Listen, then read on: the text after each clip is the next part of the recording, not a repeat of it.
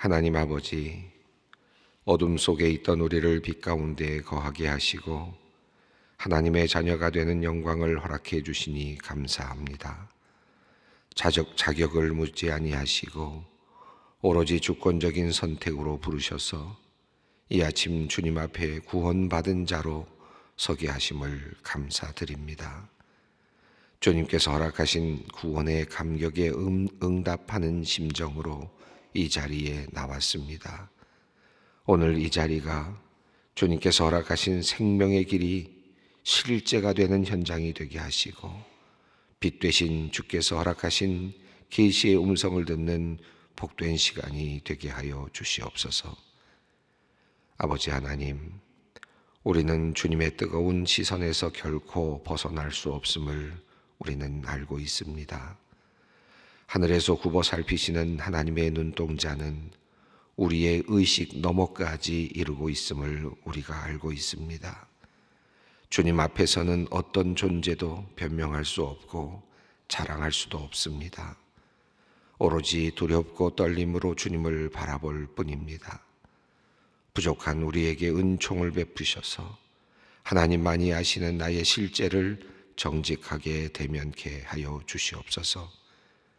하나님 없이 살 수 없는 인생의 본성을 깨달아 더는 육체의 본성에 사로잡히지 않도록 우리를 주님의 강한 손으로 붙잡아 주시옵소서. 주님이 우리를 찾아오셨을 때 우리는 죄인이었습니다. 하나님과 철저히 단절돼 있었고 그래서 아무것도 볼 수 없었습니다. 심지어 본다는 것이 무엇인지 한 번도 경험하지 못하였기에 봐야 할 필요조차 느끼지 못하였던 처지였습니다.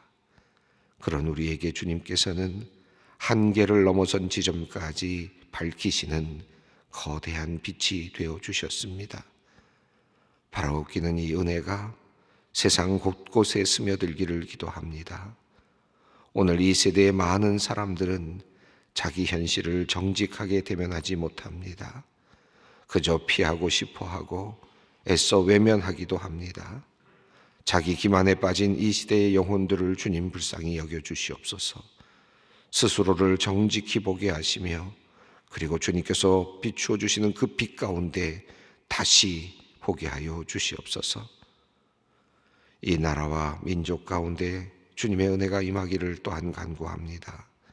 힘의 논리가 세상을 지배하지 않게 하시고 오직 하나님의 선하신 섭리로 이 땅의 정의와 평화가 구현되기를 기도합니다. 그동안 이 민족의 역사 가운데 함께 하신 하나님께서 자유와 평화를 갈구하는 이 시대에 참빛이 되어 주시옵소서. 이를 통해 온 민족과 나라가 초월자의 거대한 손길을 인정하며 확인하는 귀한 은혜를 누리게 하여 주시옵소서. 지금 우크라이나에서는 러시아인들의 침략으로 건물이 파손되고 수많은 사람들이 살상을 당하고 있습니다. 약한 민족을 서럽게 만들고 힘으로 더 많은 것을 빼앗으려 하는 악한 일이 이 세상에서 여전히 벌어지고 있습니다. 하나님, 하나님의 손길을 기대하며 기도합니다. 놀라우신 방법으로 강한 이들을 치시고 그들이 맥을 못 추게 하여 주시옵소서. 또한 우리로 하여금 해야 할 일을 하게 하시고 도울 일을 찾아 돕게 하여 주시옵소서. 선한 마음들이 모여서 악한 일에 대하여 저항하며 응징하는 선순환의 역사가 일어나게 하여 주시옵소서. 하나님 아버지, 이 땅에 주의 몸된 교회들과 주의 백성들을 기억하여 주시옵소서. 지금 이 시간에도 작은 지하 예배당에서 혹은 비좁은 상가 건물에서 새벽 제단을 쌓고 있는 수많은 미자립교회를 위하여 기도합니다. 특별히 코로나의 위기를 보내며 2년여 동안 정말 힘든 시간을 보냈습니다. 소중한 주의 몸된 교회들을 친히 기억하여 주시옵소서. 하나님이 그들의 기도를 듣고 계시며 모임 중에 함께 하심을 알게 하여 주시옵소서. 현실적인 어려움 때문에 사역이 중단되지 않게 하시고 때마다 필요한 손길들을 보내주셔서 살아계신 하나님의 은혜를 날마다 경험하는 그런 교회 되게 하여 주시옵소서. 주님께서 사랑하시는 소망교회를 위해 간구합니다. 소망교회가 복음이 열어놓은 진리의 길에 더욱 확고히 서기를 기도합니다. 이곳에 속한 모든 성도들을 축복하셔서 날마다 돌이키는 삶을 살게 하시옵소서.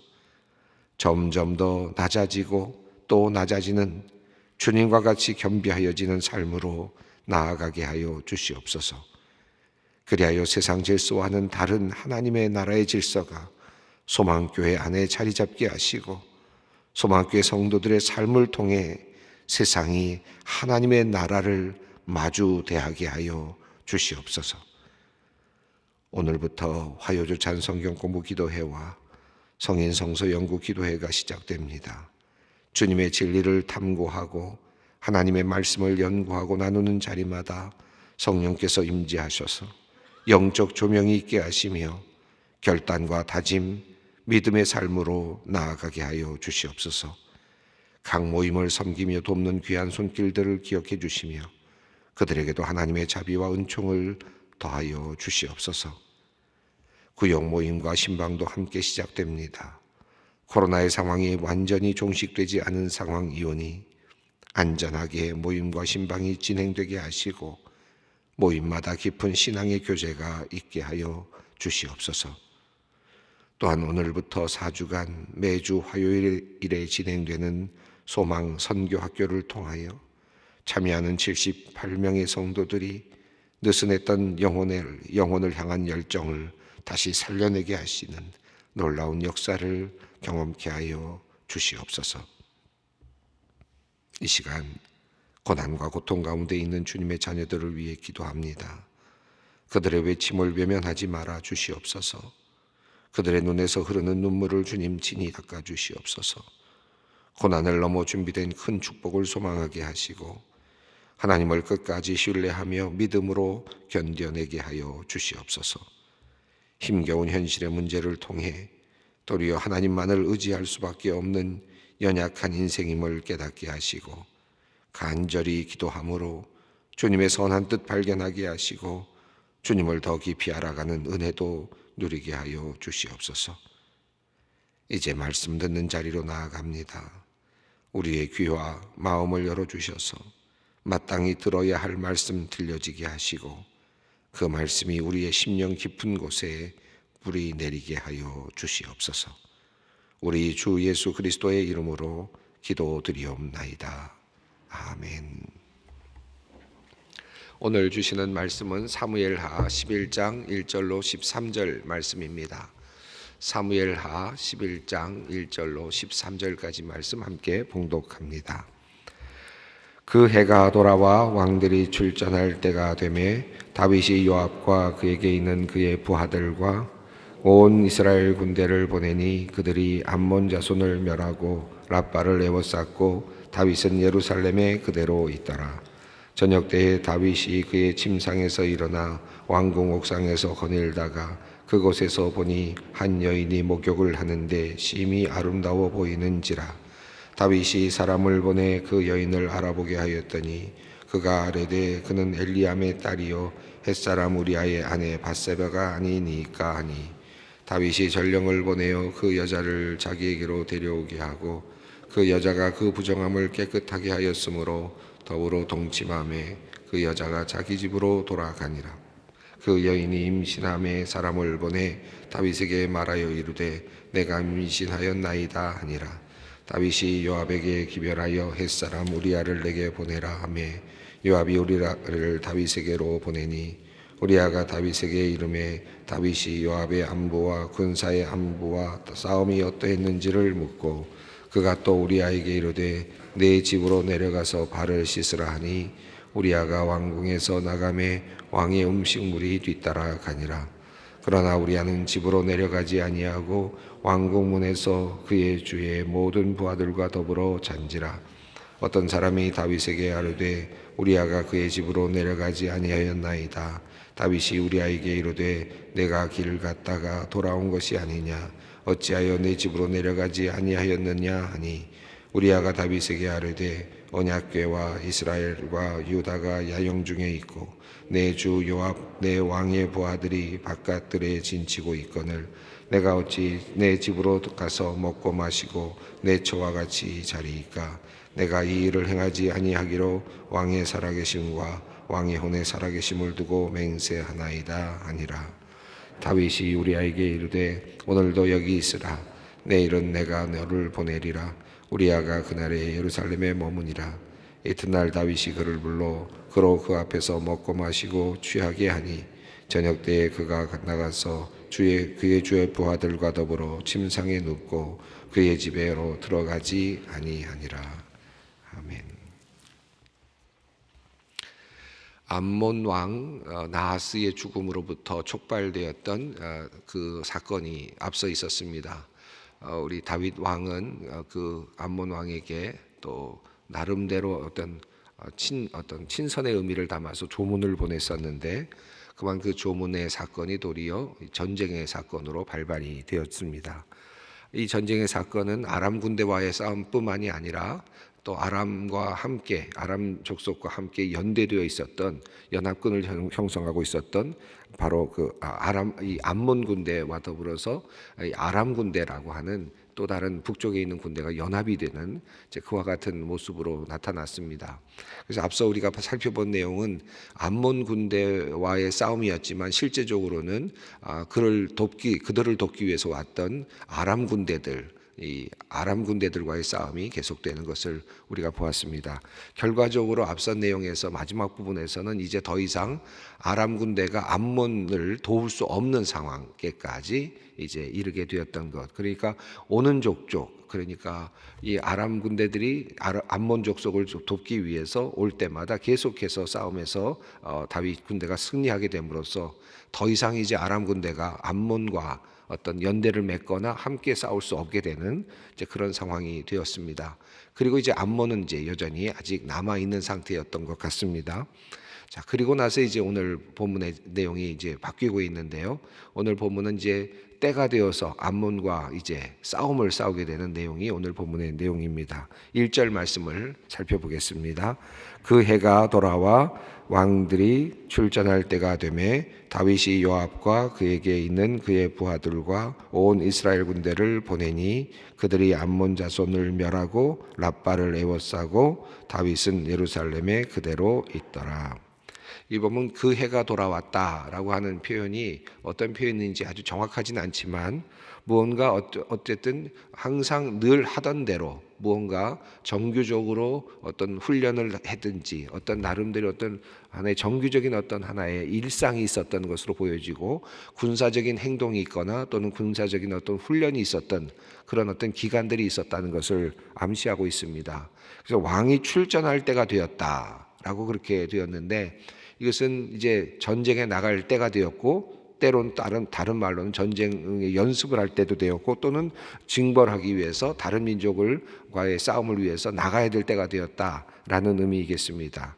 그리고 이것은 또 한편으로는 이제 전체적으로 하나의 그냥 이제 싸움이 과거에는 다윗의 싸움은 적군이 쳐들어오면 방어하는 의미였지 않습니까? 그래서 적군들을 몰아내는 그런 의미였는데 이제 다윗의 왕국은 이제 정규적으로 영토를 넓혀가고 있고 또 정규적으로 군사 행동을 하면서 또 나라를 지켜가고 있는 그런 모습으로 보여지고 있습니다. 그만큼 이제 왕의 군대가 강력한 군대를 이루고 있었다라는 것이고 또 다윗의 왕국이 이제 안정된 상태에 머물러 있었다라고 하는 것을 암시하고 있습니다. 이제 그러니까 다윗은 이제 무소불위의 권력을 갖고 있는 상태가 되었고 또 모두 어떤 그 지역에서 어떻게 넘볼 수 없는 이제 그런 정도의 위력을 가진 나라의 왕이 되었다라고 그렇게 이해할 수 있겠습니다. 이제 다윗은 왕들이 출전할 때가 되었을 때 아마도 이른 여름이 아니었을까 학자들은 예측하는데 왜냐하면 이른 여름 그 직전에 보면은 대부분 이 이스라엘 땅에는 이제 우기가 있었기 때문에 비가 내리게 되면 전쟁하기가 어렵지 않습니까? 이제 전쟁이 끝쳤을 때 아마도 그리고 우기가 그쳤을 때 아마도 전쟁을 시작하지 않았을까 그렇게 예상을 합니다. 자, 그러니까 나름대로 루틴하게 이제 전쟁으로 나갈 수 있는 그런 때가 전쟁할 만한 좋은 때가 되었을 때 이제 아람 군대 아직 미진하게 남겨두었던 아람과의 암몬 족속이죠. 암몬 족속과의 그 싸움을 이제 싸우려고 이제 나아갑니다. 그래서 암몬 자손을 멸하였다라는 표현이 나오는데요. 라빠를 에워쌌다라는 표현과 동시에 있는 것으로 보아서 선우가 좀 분명하진 않은데 암몬 자손을 멸했다라는 표현은 완전히 멸했다라는 표현보다는 아마 과장법인 것 같지 않습니까? 왜냐하면 라빠를 에워쌌다 그랬는데 라빠 지역이 암몬 자손의 또 성이었으니까 아직도 완전하게 암몬 족속을 무찌른 것은 아니고 계속해서 암몬 자손들을 지금 압박해 나가고 또 무찔러 나가는 그런 모습을 보여주고 있습니다. 그래서 계속해서 지금 암몬 자손들과의 전쟁이 이루어지고 있는 상태죠. 그래서 계속 전쟁은 이어지고 있는 상태입니다. 자, 그것을 우리가 뒤에 이제 알 수 있는 것이 그 우리아가 이야기하는 내용이 있는데 그가 이제 밧세바에게 들어가서 자게 하려고 했지만 아내에게 들어가서 자게 하려고 했지만 우리가 아직도 야영 중에 있다라는 이야기를 하는 것으로 봐서 전쟁이 끝나지 않았다는 것을 우리가 알 수 있거든요. 그래서 여기서 지금 말하고 있는 것은 어느 정도 전쟁에서 승기를 굳혀가고 있는 그러면서 당연히 승리할 수밖에 없는 그와 같은 전력이 강하게 되어 있는 다윗 군대의 어떤 모습을 보여주고는 있습니다. 그러니까 다윗은 걱정할 필요가 없는 상황인 것이죠. 전쟁을 일으켰지만 다윗은 편안한 마음으로 잠잘 수 있었고 또 전쟁에서 실패하거나 적군이 또 쳐들어와서 예루살렘까지 온다든지 이런 일들은 일어날 것이라고 전혀 예측하지 않는 아주 강력한 나라를 이루고 있는 상태라고 볼 수 있겠습니다. 자, 그래서 다윗은 이제 나가 있는 군대들로부터 좋은 소식이 오기만을 기다리는 것이지 패전의 소식이 올 거라고는 예상도 하지 않는 정도의 그만큼 아주 마음이 편안한 상태라고 할 수 있겠습니다. 모든 것이 안정되어 있었을 때, 최고의 권력의 자리에 있었을 때 이제 위기가 다윗에게 찾아왔습니다. 다윗에게 있어서는 가장 큰 위기였고 또 씻을 수 없는 하나의 위기였습니다. 문제였습니다. 여러분이 너무나도 잘 알고 계시는 우리아의 아내 밧세바를 범하는 이제 내용이 오늘 본문의 내용입니다. 2절 말씀을 읽습니다. 저녁 때에 다윗이 그의 침상에서 일어나 왕궁 옥상에서 거닐다가 그곳에서 보니 한 여인이 목욕을 하는데 심히 아름다워 보이는지라. 여기 보면 얼마나 다윗이 지금 편안한 마음으로 지금 지내고 있는지, 그리고 얼마나 지금 게으른 삶을 살고 있는지를 우리가 어느 정도 알 수 있는데, 우선 저녁 때라고 되어 있죠. 저녁 때입니다. 저녁 때에 어떻게 되느냐면 다윗이 그의 침상에서 일어났다 그랬습니다. 보통 저녁이 되면 침상으로 들어가야 되는데 침상에서 일어났다는 거예요. 그러니까 낮잠을 잤다는 거죠. 낮잠을 잘 만큼 그저 늘어지게 잠을 잘 정도의 그 정도의 편안한 지금 상태였다는 것을 아주 우리에게 잘 보여주고 있습니다. 왕궁 옥상을 거닐면서 잠을 잤으니까 잠이 오지 않았겠죠. 그래서 이제 왕궁 옥상을 거닐고 있습니다. 그러다 보니까 한 여인이 목욕을 하는 것이 그의 눈에 들어왔습니다. 이 다윗 왕궁은 전에 제가 말씀드렸습니다만 이게 비탈길과 같은 이런 언덕 쪽으로 쭉 되어 있기 때문에 테라스 형식으로 쭉 되어 있다고 말씀을 드렸습니다. 그러니까 아마도 왕궁은 맨 위에 있었겠죠. 왕궁이 아래에 있지는 않았을 겁니다. 맨 위에 있었을 테니까 당연히 밑에 이제 마을들이 이루어지고 있고 집들이 또 보였을 겁니다. 자연스럽게 여러 가지 볼 수 있는 것들이 많았을 텐데 또 그것을 관장하는 의미도 있었겠죠. 자연스럽게 한 여인이 목욕하는 모습이 들어왔습니다. 여인이 목욕하는 것은 큰 문제는 아니었을 것 같고, 또 하나 아마도 여기 흐름으로 봤을 때는 이 여인이 목욕하는 것은 정결례를 행하기 위한 예법으로서의 어떤 하나의 목욕이었을 가능성이 높습니다. 레위기 22장 7절을 보면 해질녘이 되었을 때에야 내가 정하게 된다라는 표현이 나오거든요. 그래서 이제 여인들이 어떤 또 부정한 것을 만졌거나 또는 어떤 부정하게 되었거나 했을 때, 또 여인들의 경우에는 생리를 하였거나 했을 때 7일이 지난 다음에 이제 정하게 되는 예식을 하게 되는데, 그 정하게 되는 예식이 바로 저녁입니다. 저녁이 되어야 이제 모든 것이 정하게 되기 때문에 그때에 이제 예식을 행하는 거거든요. 그러니까 여기 있는 내용으로 보면 여인이 그냥 목욕을 했다라고 되어 있어서 굉장히 뭔가 호기심이 나는 것처럼 보이고, 그렇지만 이 흐름상으로 본다면 이 여인은 지금 정결례를 행했다고 보는 것이 적절할 것 같아요. 이제 뒤에 이제 그 내용이 조금 더 힌트로 나오기 때문에 그렇게 예상할 수 있습니다. 한 여인은 이제 아마도 생리가 끝나고 7일째가 되는 상태에서 아마 유대 율법에 따라서 지금 정결례를 행하고 있었던 것 같습니다. 그 여인이 근데 한 가지 문제가 있어요. 너무나 아름답게 보였던 겁니다. 다윗에게 너무나도 아름답게 보였습니다. 자, 그러자 다윗은 어떻게 합니까? 3절 말씀을 읽습니다. 다윗이 사람을 보내 그 여인을 알아보게 하였더니 그가 아뢰되 그는 엘리암의 딸이요 햇사람 우리아의 아내 밧세바가 아니니까 하니. 자, 다윗이 사람을 보냈습니다. 그냥 보고만 있었으면 좋았을 것 같은데, 그리고 지나갔으면 좋았을 것 같은데 아마도 다윗에게는 하나의 욕정이 또 올라온 것 같습니다. 그래서 여인에 대해서 일단 알아보게 했습니다. 그러자 엘리암의 딸이요 햇사람 우리아의 아내 밧세바다라고 하는 그 여인에 대한 정보를 얻게 되었습니다. 이 엘리암이라고 하는 이름은 사무엘하 23장 34절에 나오는 이름이기는 합니다.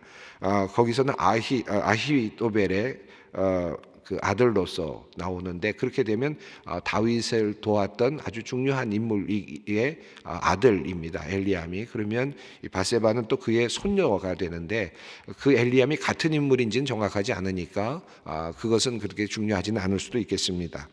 중요한 것은 지금 분명하게도 그가 적어도 명망이 있는 집의 자손이고, 더 나아가서 분명한 것은 또한 우리아라고 하는 사람의 아내다라고 하는 사실을 분명하게 알게 된 겁니다. 여러분, 어떤 남편이 있는 아내라고 하면 어떻게 생각해야 됩니까? 당연히 이제 어떤 하나의 성적인 욕망이 있다면 그것은 당연히 닫아야 되는 문제겠죠. 그건 율법적으로도 그런 것 아니겠습니까? 그런데 다윗은 여기서 한 걸음 더 나아갑니다. 그러니까 이 3절 말씀은 어찌 보면 한 번 다윗으로 하여금 다시 멈출 수 있는 기회였다고도 보여집니다. 그에 대한 밧세바에 대한 정보를 얻게 되었을 때 그가 처녀가 아니고 결혼하지 않은 상태가 아니고, 결혼하지 않은 상태였다면 얼마든지 궁으로 불러들일 수 있었겠지만 그는 이미 결혼한 상태고 또 명망 있는 집안의 자손이라는 것이 알려졌으니까 그 여인을 데려오는 것은 율법에 어긋나는 일이죠. 당연히 하나님의 법을 어기는 것입니다. 여기서 분명하게 하나님의 말씀, 하나님의 율법을 자기 자신에게 들이대고 적용했다면 여기서 멈췄어야 되는 것이죠. 그런데 다윗은 하나님의 율법 앞에서 멈춰선 것이 아니라 자신의 욕정으로 인해서 더 나갑니다. 욕정을 자꾸 불고 나가는 거죠. 하나님의 말씀을 붙잡고 멈춰선 것이 아니라 자기 자신의 욕망을 붙잡고 더 나아간 겁니다. 이게 지금 다윗의 모습이라고 할 수 있겠습니다. 4절 말씀을 읽습니다. 다윗이 전령을 보내어 그 여자를 자기에게로 데려오게 하고 그 여자가 그 부정함을 깨끗하게 하였으므로 더불어 동침하며 그 여자가 자기 집으로 돌아가니라. 여기 보면 그 여자가 그 부정함을 깨끗하게 하였으므로 라는 표현이 바로 앞서 제가 말씀드렸던 바로 그런 의미로 다가오는 것이죠. 그래서 지금 정결례를 행하였기 때문에 동침할 수 있는, 잠을 잘 수 있는 이제 그런 상태가 되었다라는 것을 암시하고 있습니다.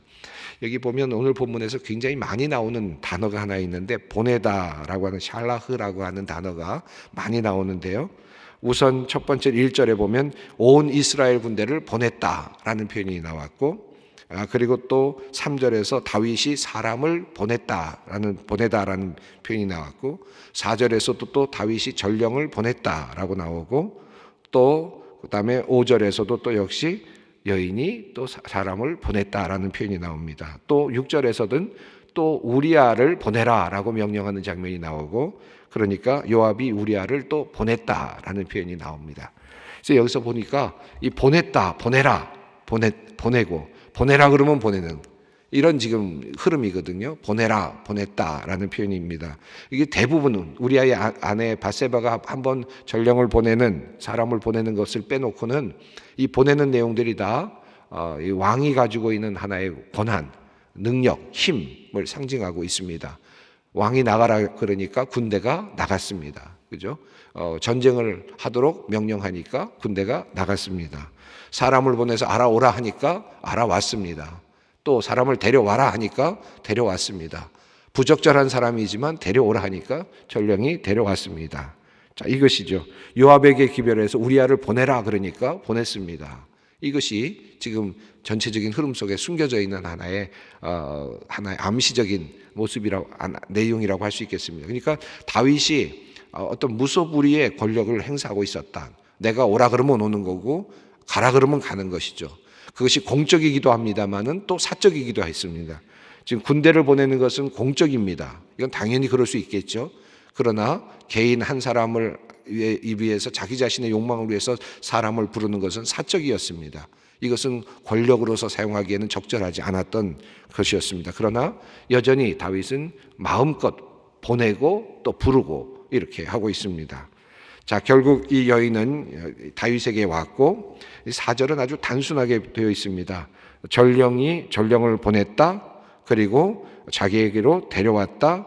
그리고 그 여자가 누웠다. 그리고 그 여자가 돌아갔다. 이렇게 되어 있어요. 그러니까 아주 단순한 표현으로 되어 있는데 아주 하나씩 그 이야기의 흐름이 전개되고 있음을 보여줍니다. 자, 이렇게 다윗이 여인과의 만남이 일어난 다음에 바로 5절 말씀이 이어집니다. 그 여인이 임신함에 사람을 보내 다윗에게 말하여 이르되 내가 임신하였나이다 하니라. 자, 여인이 임신을 하였습니다. 밧세바가 임신하였습니다.